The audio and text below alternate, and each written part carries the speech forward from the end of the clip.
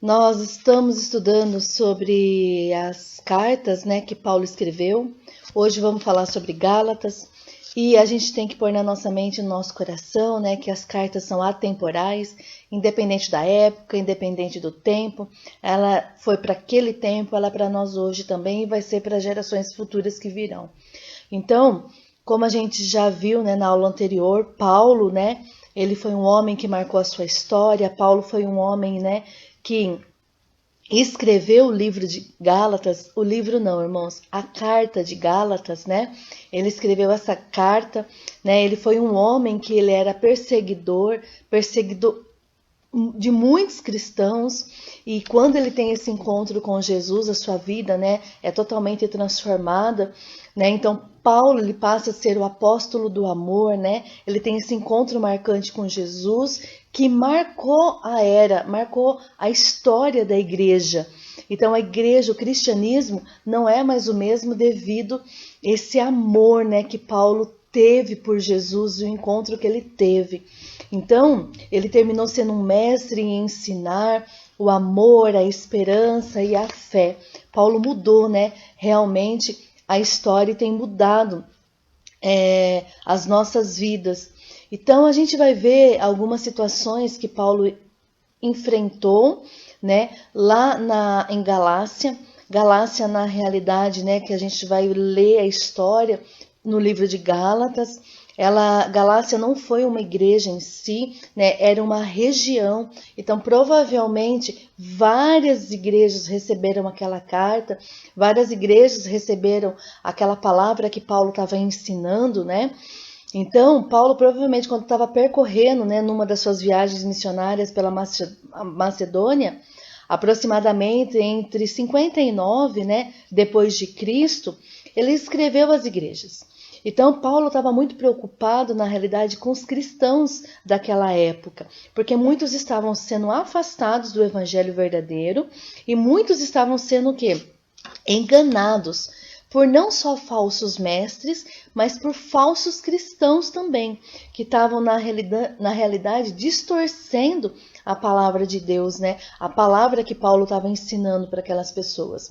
Então, a influência da cultura grega e romana naquela época também era um fator de muita confusão aos novos convertidos. Então, muitas pessoas que pregavam o evangelho, elas eram, né, legalistas ali e ensinavam que a salvação se dava pela circuncisão, pelo cumprimento da lei judaica. E Paulo, a gente vai ver em todo o tempo, que ele estava defendendo e ensinando que a salvação se justificava por meio da fé. Então, que a fé, né, é baseada, na realidade, no nosso desenvolvimento pessoal. E a salvação se dá por meio da graça, né? E ela é vinda somente através de Jesus. Então não tem nada que eu faça que justifique o processo da salvação na minha vida. Então, a palavra que Paulo vai estar trazendo aqui, né, é tão atual quanto foi para aquele tempo, para nós, como eu comecei esse vídeo dizendo, e para gerações futuras, né? Então, a gente vai estar vendo aqui, na realidade, com o objetivo principal, né, dessa nossa lição é compreender que a experiência de Cristo viver em nós é a base para o Evangelho e ela é insubstituível. Então não tem nada que eu faça que venha substituir a graça, né, de Cristo através da minha vida, o plano da salvação. E o que eu preciso fazer quando eu entendo isso? Combater as distorções quanto ao ensino e interpretação da palavra de Deus. Eu não posso ficar aquém também. Eu não posso, na realidade, ver muitas vezes a palavra sendo pregada de forma errada e tampar os meus olhos, colocar panos quentes, né? Era o que Paulo estava vendo aqui. Paulo estava preocupado quanto a isso, né? Ele queria fazer algo diferente. Então, ali a gente vê em Gálatas 2:20, que é o texto base, né, da nossa lição, o seguinte: Paulo falando, né? Portanto, não sou eu quem vive, mas é Cristo quem vive em mim. E essa vida que vivo agora no corpo, vivo pela fé no Filho de Deus que me amou e se entregou por mim. Então, pela experiência que Paulo teve, a gente vê ali que a sua vida foi totalmente transformada mesmo, né? A gente vê ali que ele muda totalmente a geração das pessoas que estão ao seu redor, e ele é enfático, não sou eu, mas quem vive, né? Quem vive através dele é Jesus. Então, ele começa a trazer para nós, nessa carta de Gálatas, alguns ensinamentos que estavam acontecendo naquela época e para a gente refletir, que muitas vezes acontece na nossa época também, no tempo que nós estamos vivendo. Então, a primeira problemática, né, que Paulo encontra está lá em Gálatas, capítulo 1. A gente vai estar lendo aqui, de 6 a 9, só é bem rapidinho. Fala o seguinte: estou chocado de que estejais vos desviando tão depressa daquele que vos chamou pela graça de Cristo para seguirem outro evangelho, que na verdade não é o evangelho. O que acontece é que algumas pessoas vos estão confundindo com o objetivo de corromper o evangelho de Cristo. Contudo, ainda que nós, ou mesmo um anjo dos céus, vos anuncie um evangelho diferente do que nós já pregamos, seja considerado maldito, conforme eu já vos revelei. Antes declaro uma vez mais: qualquer pessoa que vos pregar um evangelho diferente daqueles que já recebeste, seja amaldiçoado. Então, Paulo aqui estava encontrando essa situação. Os crentes estavam sendo influenciados e se desviavam do evangelho que Paulo havia pregado e ensinado.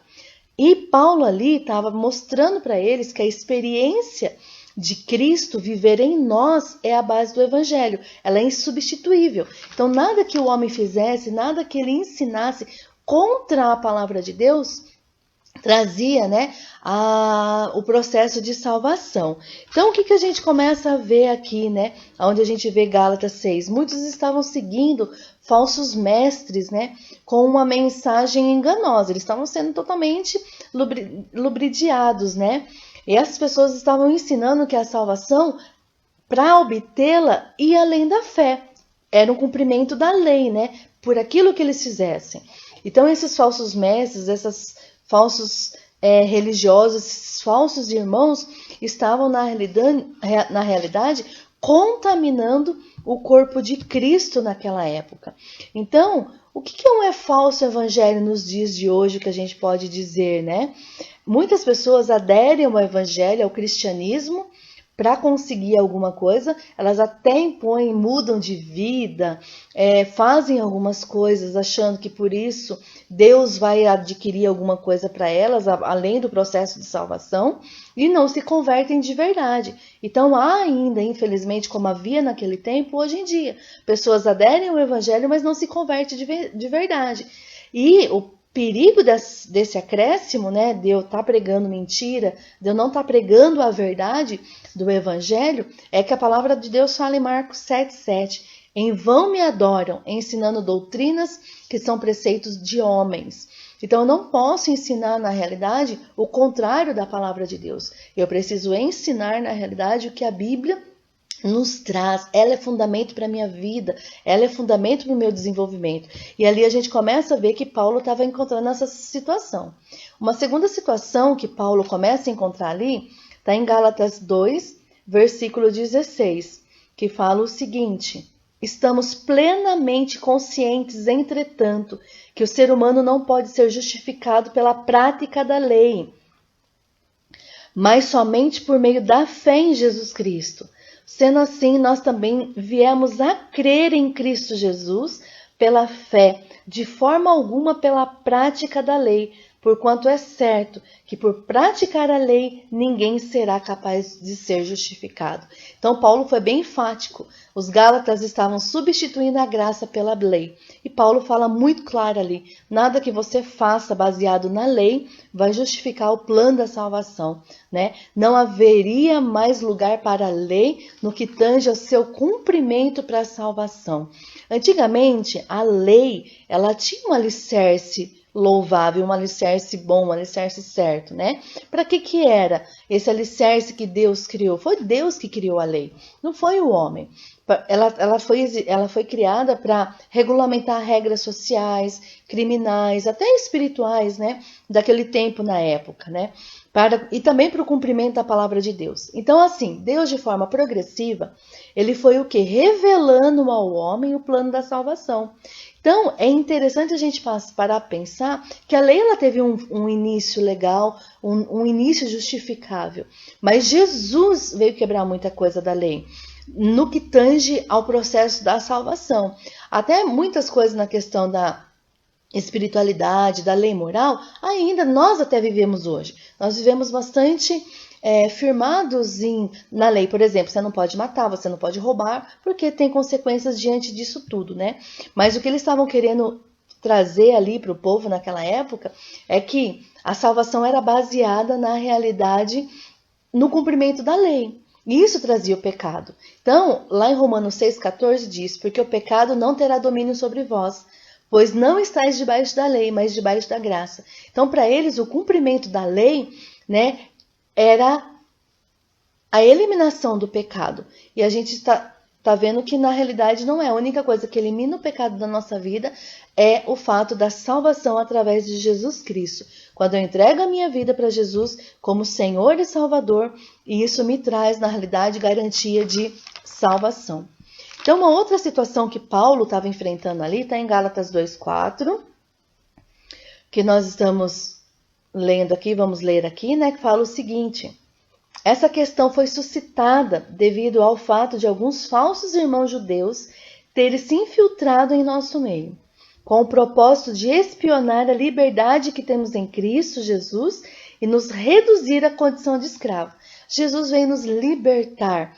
E aqueles homens naquela época, né, eles queriam ainda continuar escravos da lei. Jesus veio quebrar tudo isso. Então, o que mais ameaçava aqueles crentes eram os falsos irmãos, os intrusos na igreja. E Paulo estava, né, ensinando ali que a experiência de Cristo viver em nós faz superar os transtornos que querem agregar ao evangelho. Então, isso precisa ficar bem ciente, né? É através da experiência, daquilo que da atitude que eu tomo quando eu aceito Jesus como Senhor e Salvador da minha vida, né? E eu passo a viver em fé, que eu começo a praticar a palavra, que tudo na minha vida começa a ser mudado. E eles queriam escravizar as pessoas, né, naquela época. Então, alguns fariseus, né, se você ler lá em Atos 15:5, eles falavam que os gentios, né, eles deveriam ser circuncidados, eles eram obrigados a obedecer à lei. O objetivo deles, né, era eliminar o dom gratuito da salvação e o mérito de Cristo. Então, eles eram corruptos, queriam enganar as pessoas de todas as formas. Então, eles chegam até uma hora para Tito e falam assim para Tito, né? Tito estava com Paulo nessa viagem. E ele fala o seguinte: olha, vocês têm que circuncidar Tito. E Paulo, ele não aceita essa declaração e o cumprimento dessa palavra na vida de Tito. Por quê? Para não dar credibilidade aos falsos mestres que estavam ensinando mentiras. Então, Paulo, ele viveu a lei durante muito tempo, ele conhecia muito a lei, né? Ele matou muitos cristãos, perseguiu muitos cristãos, porque ele vivia a lei, então ele achava que a lei justificava tudo. E quando ele tem um encontro verdadeiro com Jesus, ele entende na realidade que é através da graça, da salvação, do sacrifício de Jesus naquela cruz, que a nossa vida agora é mudada, a nossa vida é restaurada.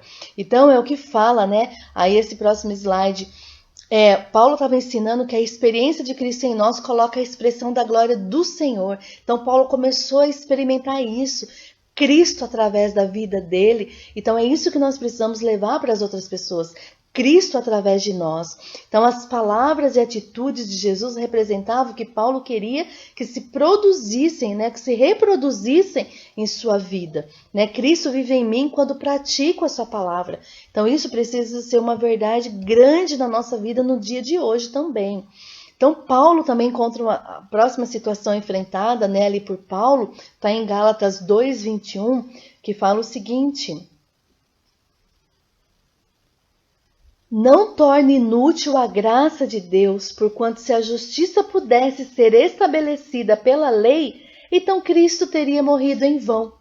Então os gálatas estavam querendo anular a graça de Deus para a salvação, para aderir, né, às exigências da lei, transformando a vida cristã em legalismo. Então ele fala o quê? Se eu começar a cumprir a lei, eu vou na realidade deixar a morte de Cristo em vão. Não era isso, né, como Paulo queria ensinar. O que ele queria ensinar, repete aqui de novo.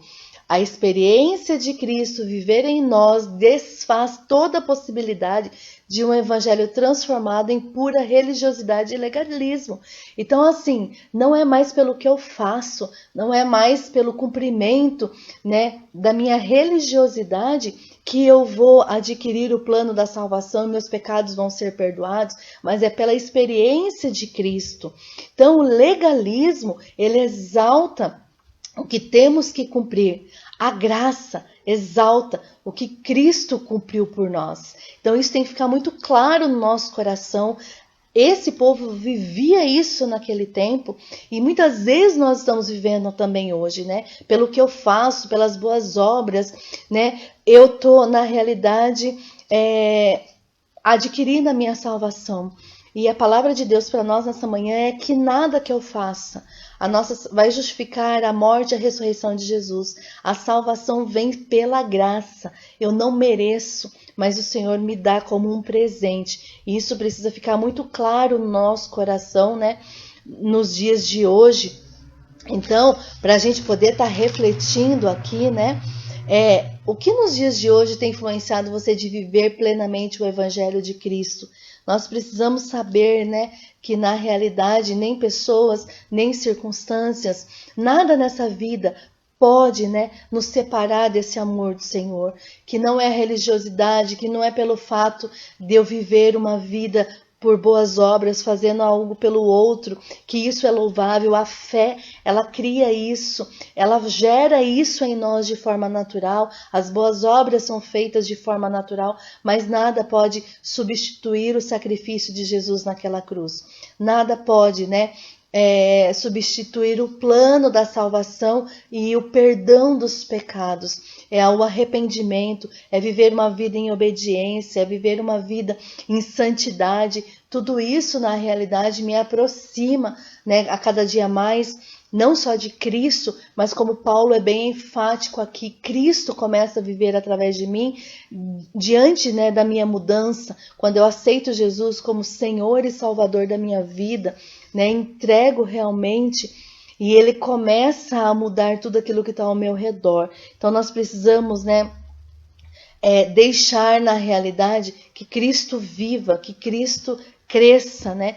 Então o que eu posso fazer para que Cristo viva em mim? Eu preciso ler mais a Bíblia, né? Eu preciso ler mais a palavra de Deus. Quando você lê a palavra de Deus, Deus fala com você, sua vida é transformada.